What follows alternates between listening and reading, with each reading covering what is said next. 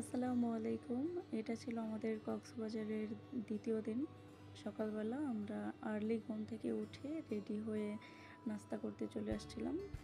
আমরা সামান্য নাস্তা করেছি। আমি খেয়েছি হচ্ছে পরোটা দিয়ে দুধ চা, আর আমার হাসব্যান্ড খেয়েছে ডাল সবজি মিক্স আর পরোটা। তো খাওয়া-দাওয়া করে আমরা হচ্ছে ঝাউবনের দিকে গিয়েছিলাম।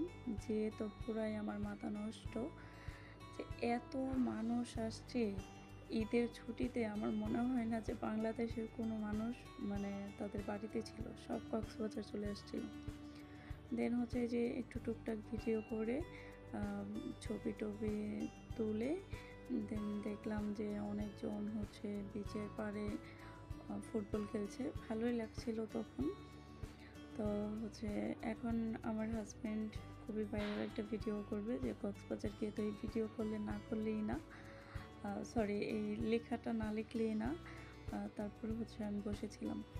অবশ্য আমি অনেক দূরে বসেছিলাম যাতে একটু একটু ঢেউ আসে, কারণ পানি আমি অনেক ভয় পাই।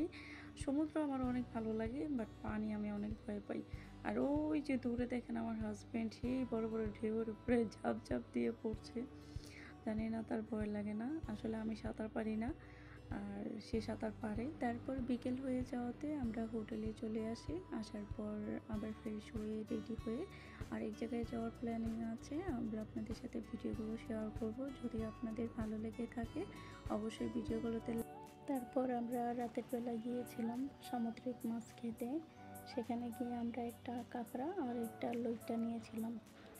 তো আমরা ফার্স্ট টাইম হচ্ছে ট্রাই করে দেখছিলাম যে কীরকম হয়, বাট আমরা এমনভাবে হতাশ হয়েছি।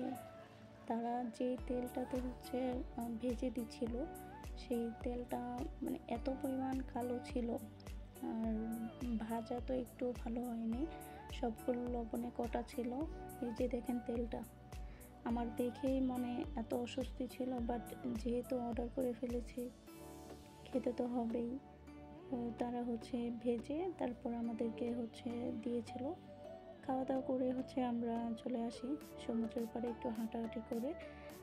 দেন আরও ব্লগ আছে, আপনারা দেখতে পারবেন আরও সুন্দর সুন্দর ব্লগ। আশা করি আপনারা সবাই সাপোর্ট করবেন।